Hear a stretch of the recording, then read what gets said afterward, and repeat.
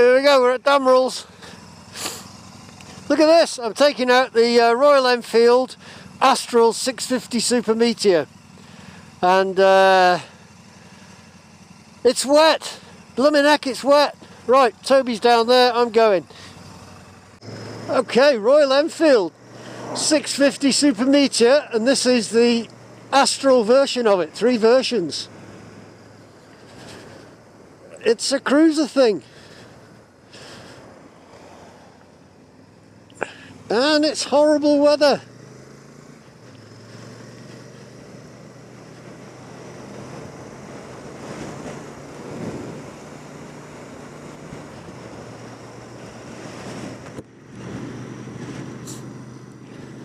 So Damrell's have given his bike to ride. Toby's on a Hornet in front of me. And we're just taking him out for a little ride, a little chat about. So, as you already know, I like Royal Enfields. I really love the Scram and the Himalayan. And this is a bit of a departure for me because this is like a cruiser type thing. This is a cruiser riding position, so your legs are out in front of you, sort of low scoop seat. You know, your knees are, the actual gear change is right in front of you. It's actually under the handlebars as opposed to a normal riding position. So a bit of a strange position for me really, but it's a nice comfy bike. Seat's very comfortable.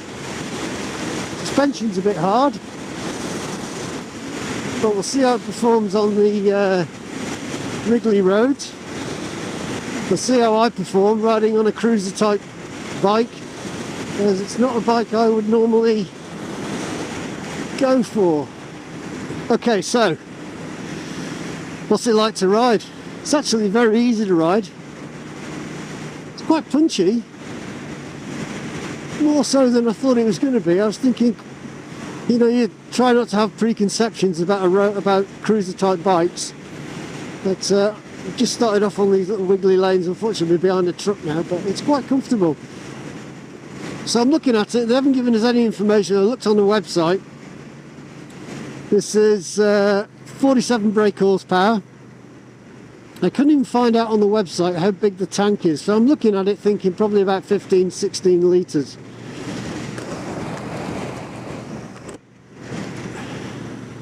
But we'll find the details and I'm sure Toby will put them up. But because people don't give you manuals anymore now, you just have to look at the website and find all the information there. It's quite hard. So, dashboard. It's got a central dash that's got analog and digital. Old style digital. It's like, you know, your Casio watches used to be 30 years ago. Tells you all the basic stuff you need. Tells you what gear you're in. Tells you how the trip.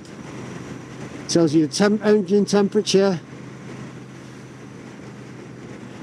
And how many miles the bike has done itself. So this bike was taken out by a friend of mine a couple of weeks ago actually, getting back to biking, and he absolutely loved it, so much so he's bought one. It comes in a nice blue colour. So Neil, if you're watching this is the bike you rode. It's on trade plate, so it's not been registered yet. It was a demonstrator, so I've got to be really careful with it. Very windy today, God. So there's quite a lot of low down torque in it. It's, like I said, it's 47 brake horsepower, 648cc, and it's really quite a willing engine. It likes to go, but you know, these bikes aren't for ragging, are they? You know, they're never going to be lighting up the motorways or, you know, anything like that. But it's a bit of a hoot around bends like roads like this. Once you get used to the riding position, it's, if you imagine I'm not comparing it in any way, but imagine the Harley riding position. That's the sort of thing it is. So I actually find it a little bit strange because I feel I'm leaning forward. I'm cupped in the middle, and I'm leaning forward quite a bit, for me anyway. So it puts a bit of pressure on your bladder, I'm finding. Obviously, before you ride this bike, don't drink loads of coffee. Good mirrors, standard Royal Enfield mirrors. They're silver, and not a bad view behind actually, whereas some of these round ones are a bit problematic, but this one's okay. Down on the dashboard I've got the speedo and all the rest of the stuff, and then this next to it is, I think it's the Beeline thing. It says actually 9 o'clock at night on the clock, but it isn't that, I can assure you. But no rev counter, just a speedo. It is pretty basic, you know. It looks very nice. You've got old style flash and pass switches. You've got an indicator, you've got a horn on one side.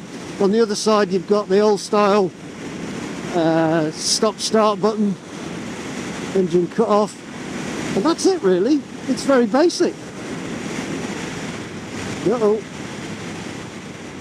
Water across the road, quite a lot of standing water around today.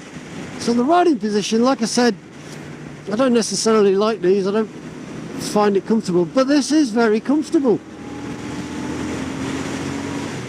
I'm busily trying to keep up with Toby, who's riding on a Hornet, and it's not doing too bad. Obviously he's pulling away, the acceleration on that is tremendous, but this is doing really well. I'm up in 5th gear, 60 miles an hour. It's comfortable. The seat is surprisingly comfy. Your legs naturally grip the tank. Because there's no screen on it, obviously you're very conscious of the wind blast, and today conscious of the chill factor. It doesn't have luxuries like heated grips and all the rest of the stuff, you know, those are all the market add-ons. But when I read the blog, it said about lowered seat, and the seat is very, very scooped out. It's not actually lowered, it's the design of the seat to fit the cruiser type image. So what would this bike be used for? Cruising, definitely. There's a seat on the back so it'll carry a pillion, and I think it'll carry it comfortably. Could you tour in it? Of course you could. Would you have fun on it? Yes you would. It's a really nice bike. It's a 1 down 5 up gearbox. Like I say, the riding positions, if you imagine the way the bike is and the positioning of the pedals, stop pedal, the rear brake pedal is right underneath the mirror here this side, and the gear change is right under the mirror on the left hand side. It's quite easy to find. When my mate rode it, he said he struggled with trying to find the gear lever. I haven't found any problem at all. What I did find was, as soon as I started pulling off, I wanted to put my feet into a normal riding position, and then suddenly realised, you idiot, that it's the feet are very well forward. I would imagine a bike like this would be good on miles per the gallon. It's only a 650. Hasn't got a lot of torque in as much as it's 47 brake horsepower, but I do think that if you wind it up a little bit, it'll go, and we'll see this now when Toby rips away from me when we go from 30 mile an hour into the national speed limit.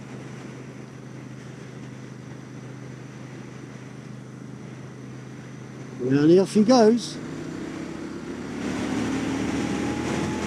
Do you know what? He's not getting away from me.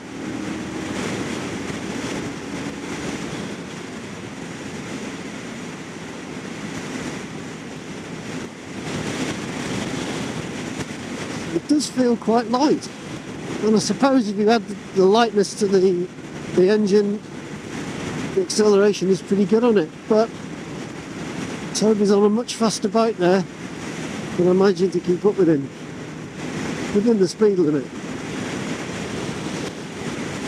The seat, I have to say, the seat is comfortable. It is very, very comfortable. And when it comes to cornering, it's easy to lean, to flick it. Tyres feel good. Tyres are warmed up now. and it does feel very responsive. It's actually confidence inspiring, so I think people who maybe, you know, just getting back into biking, as my friend was who test rode this particular bike a while ago, if you're just getting back into biking, this would be an ideal bike for you if you like this kind of design. But as with all bikes, you have to set your stall out and understand that this will never be, you know, a flying machine. It is basically a cruiser, and it's just going to poodle along. But it'll poodle along in style. This bike is going to turn heads as you go past people. It definitely will be a bike that people will be interested in, to look at, to talk about. And you know, Royal Enfield are ticking all the boxes in so many places. Now the bike starts at, I think, about 6,749, and there's three types. There's the Astral, the Celeste, and the Interstellar. And the I can't remember now. The top priced bike, I think, is about 7,800, something like that. You get all the usual Royal Enfield stuff with it, but we're just going to pull up now and have a quick chat about them, and we can give you more information. What have you got, Mark? I'm trying to think. I've got a Royal Enfield Super Meteor 650 Astral. Ta-da! It looks beautiful, actually. That's in the eye of the beholder, mate. I actually don't like these types of bikes, the cruiser type thing, but yeah, I don't want to be negative about it because it's a really nice bike. Really nice. Comfortable to ride, better than I thought it was going to be. I had a few issues because I'm, you know, dim, but really, really nice. Comes in 3 versions, and I have it written down here. Yeah. We have the Astral, which is this. Currently it's going for 6,749. There's the Interstellar, which is 6,999, and then there's the Celestial, which is 7,299. 47 brake horsepower. Couldn't find any information on the tank, and even Simon at the shop said, I can't find anything. So we think it's around 15, 16 litres. It just looks really nice. Just checking underneath. What lives in here? Fuel. Fuel. So, I set off with it, and you know, I don't like the style of the bike. I feel is a bit weird for me. I don't get on with it, and I did struggle with trying to remember, even though I just looked at it before I got on, where the foot brake is and the footrest and all the rest of it, and I instantly tried to put my feet down there because I'm stupid. Short-term memory loss. Ridden it for a while now. Really like it. Really like it. I mean, you have to set your standards out, you stall out and go, okay, this is what this bike is for. It's for cruising. It will turn heads because it does look quite sexy, but it's not going to be hammering down the motorway at 90 mile an hour. It'll be cruising along at 60, and that's what it's designed for. It's just really, really nice. It doesn't look like a Royal Enfield. Twin exhausts. I mean, and it sounds really nice when it's going as well. It's just, mirrors are great, unlike the Hornet you rode. Oh, let's have a look. Those big round mirrors, perfect. Dash, very basic, analog and digital.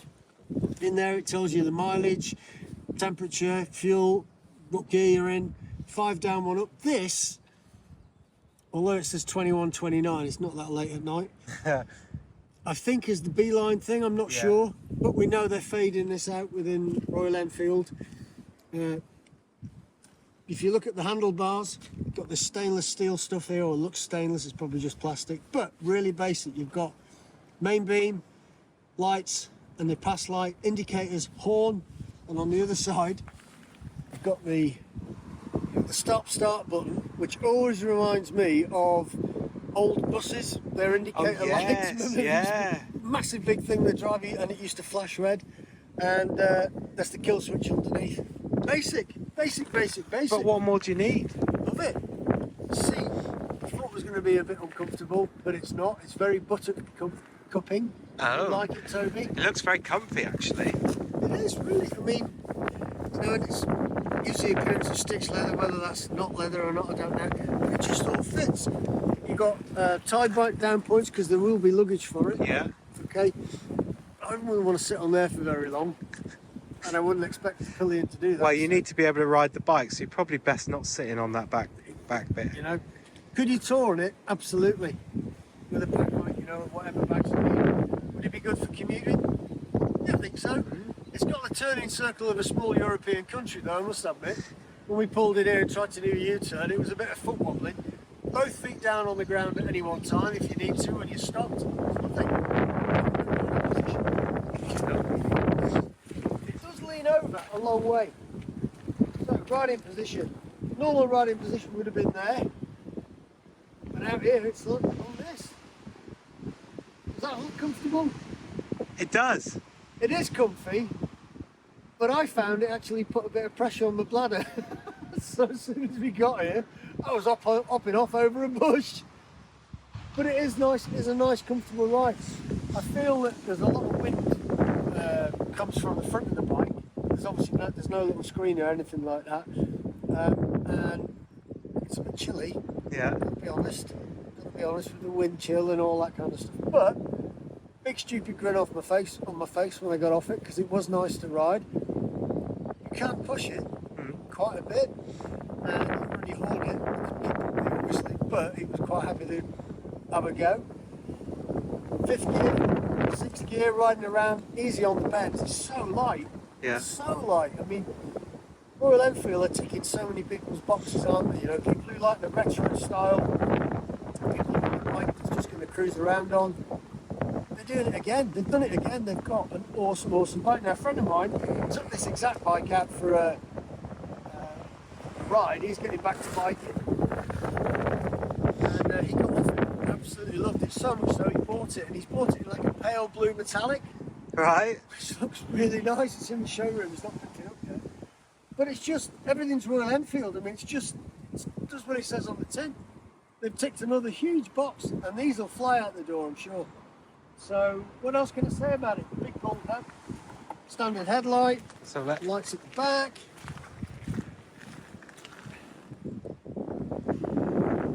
Does that do? looks like they're LEDs as well. Wow, okay. So here's me pressing this little Let's button. start Here the you go. bike. No, it's not. It changes all the fields in the Oh, bike. yeah. Right, I do actually like this. Quite nice that. It's That old, looks isn't quite it? funky, Old doesn't it? school, isn't it? Yeah.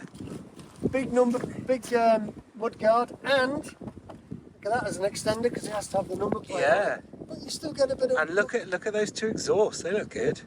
Shall I start it? Yeah, do it. I'm going to do it. I'm not afraid. Oh, it's got a nice burble, isn't it? It's lovely. And when you're rattling along, it's still rattling. It's still got a nice, bubbly sound. So, I like that. would I buy one? Not for me. Would I recommend people buy one?